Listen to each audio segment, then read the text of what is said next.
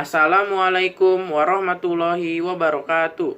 Perkenalkan, nama saya Muhammad Rosid Kusdiawan. Saya dari kelas 10 IPA 1. Di sini saya akan menceritakan sejarah singkat 8 kerajaan Hindu-Buddha di Indonesia, 5 kerajaan Hindu dan 3 kerajaan Buddha.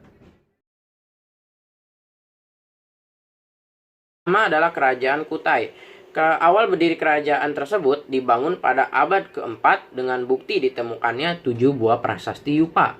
7 buah batu tulis yang disebut Yupa yang ditemukan ini ditulis dengan huruf Pallava dan berbahasa Sanskerta yang disusun dalam bentuk syair.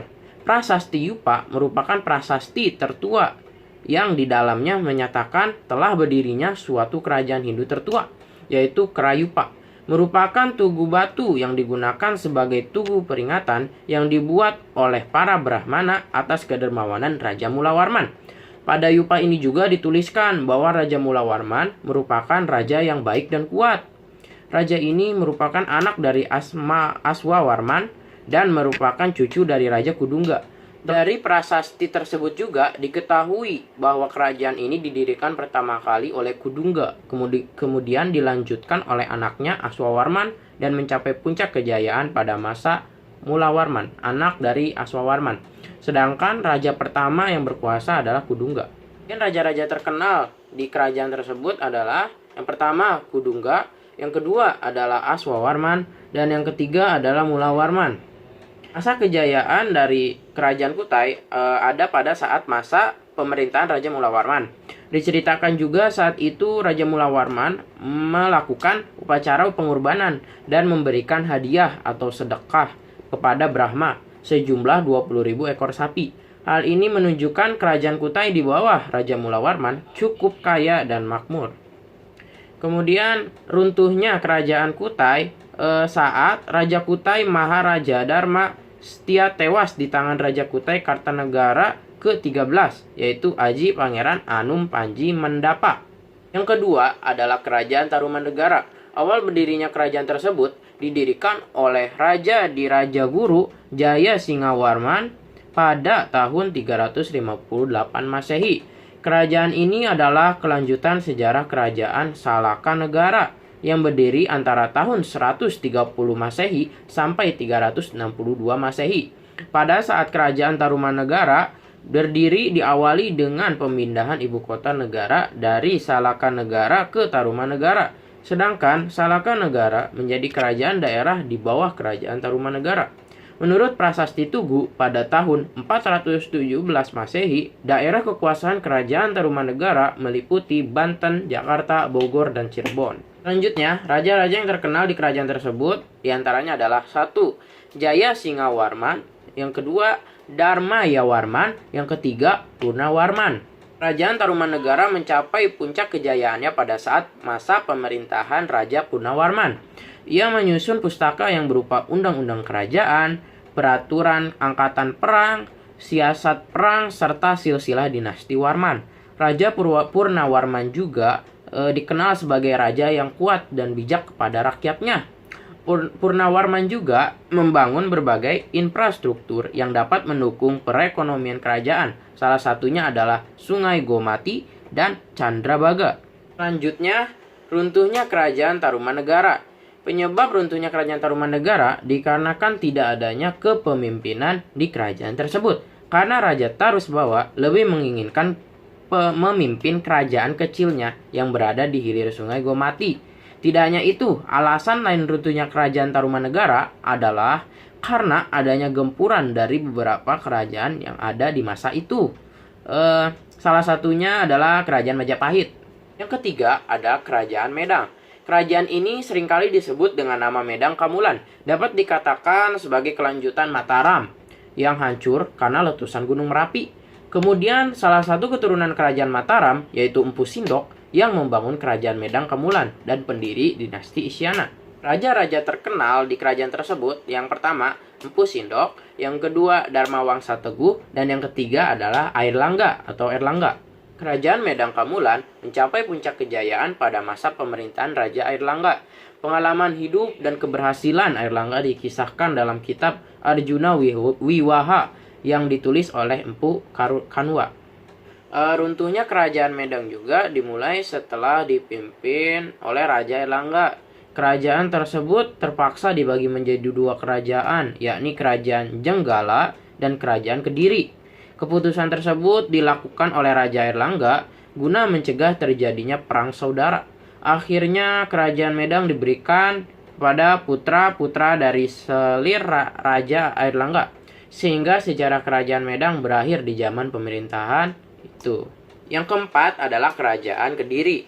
Awal berdirinya Kerajaan Kediri setelah adanya putusan Raja Erlangga sebagai raja terakhir Kerajaan Mataram kuno atau Medang.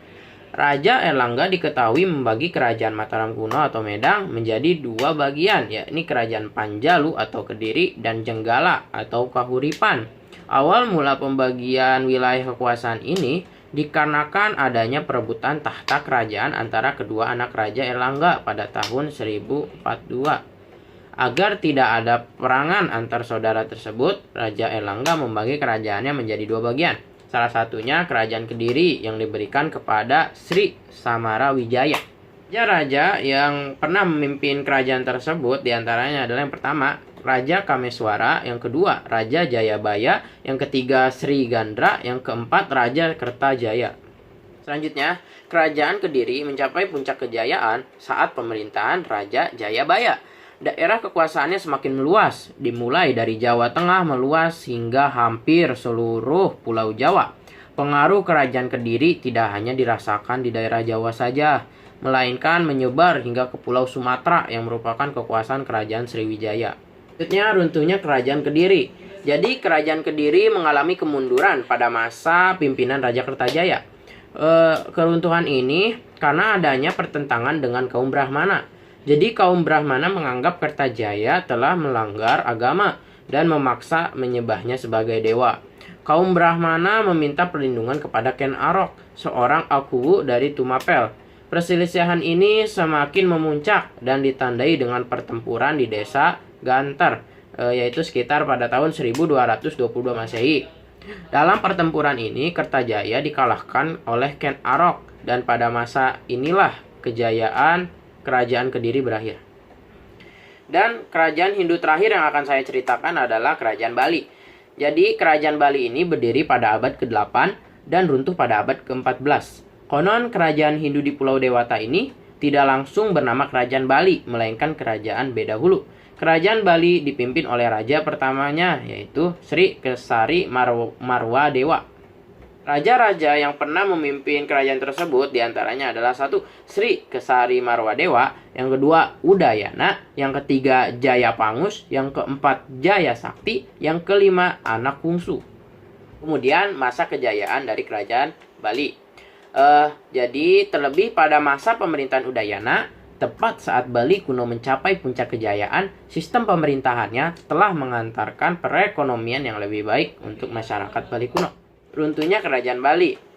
Pasca Raja Udayana meninggal, Kerajaan Bali mulai mendapatkan banyak serangan. Salah satu yang sangat fatal dan tidak bisa diantisipasi adalah penyerangan dari Majapahit yang dipimpin oleh Mahapati Gajah Mada.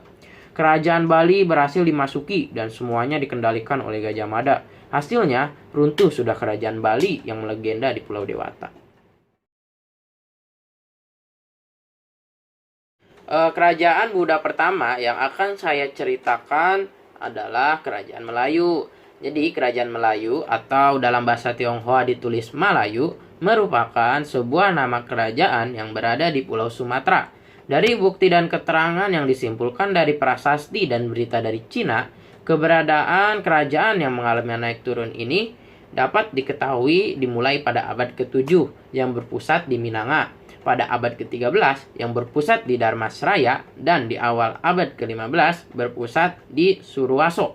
Raja-raja yang pernah memimpin kerajaan tersebut diantaranya adalah satu Srimat Trailokya Raja Maulihusana Warmadewa, yang kedua Srimat Tribhuwana Raja Mauli Warmadewa, yang ketiga Akarendra Warman, yang keempat Srimat Sri Udayaditya Warman Pratapa Pakrama Rajendra Mauli Mali Warmadewa, dan yang terakhir adalah Anangga Warman. Masa kejayaan dari kerajaan Melayu yaitu saat pemerintahan Aditya Warman.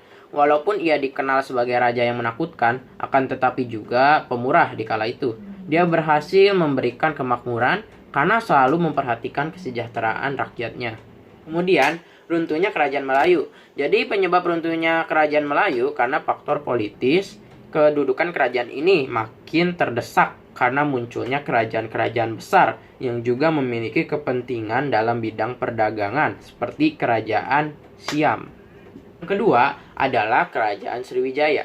Awal berdirinya kerajaan Sriwijaya dimulai pada abad ke-7 di mana Dapun Tahyang mendirikan kerajaan ini. Sejauh ini kerajaan Sriwijaya merupakan kerajaan terbesar di Nusantara yang memiliki kekuasaan wilayah yang amat luas. Kemudian raja-raja terkenal dari kerajaan tersebut, yang pertama adalah Dapun Tahyang, yang kedua Bala Putra Dewa, yang ketiga Sri Sudamaniwarma Dewa, yang keempat Marawijayot Tunggawarman. Kerajaan Sriwijaya mencapai puncak kejayaannya pada abad ke-9 sampai dengan 10 Masehi dengan menguasai jalur perdagangan maritim di Asia Tenggara. Sriwijaya telah menguasai hampir seluruh kerajaan Asia Tenggara, diantaranya Jawa, Sumatera, Semenanjung Malaya, Thailand, Kamboja, Vietnam, dan Filipina. Pada masa itu juga, Bala Putra Dewa menjalin hubungan dengan kerajaan di luar wilayah Indonesia, terutama kerajaan India dan kekaisaran Tiongkok. Selanjutnya, runtuhnya kerajaan Sriwijaya. Jadi, kerajaan Sriwijaya mengalami keruntuhan peperangan. Ini disebabkan karena kerajaan Sriwijaya dan kerajaan Chola atau Chola Mandala bersaing pada bidang perdagangan dan pelayaran. Kekuatan militer Sriwijaya juga semakin melemah sehingga banyak daerah bawahannya yang melepaskan diri. Akhirnya kerajaan Sriwijaya runtuh pada abad ke-13. Kerajaan Buddha yang ketiga sekaligus yang terakhir adalah kerajaan Kalingga. Awal berdirinya kerajaan Kalingga diperkirakan dimulai pada abad ke-6 hingga abad ke-7. Nama Kalingga sendiri berasal dari kerajaan India kuno yang bernama Kaling, mengidekan bahwa ada tautan antara India dan Indonesia. Dan pemimpin pertama kerajaan ini adalah Prabu Wasumurti. Pemimpin yang terkenal di kerajaan tersebut adalah Ratu Sima.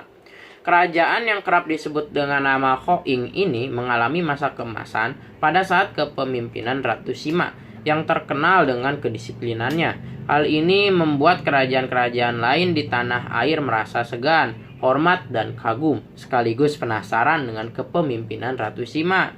Ia sangat memperhatikan perkembangan ekonomi masyarakatnya dengan membangun sistem irigasi dan pertanian bagi rakyatnya.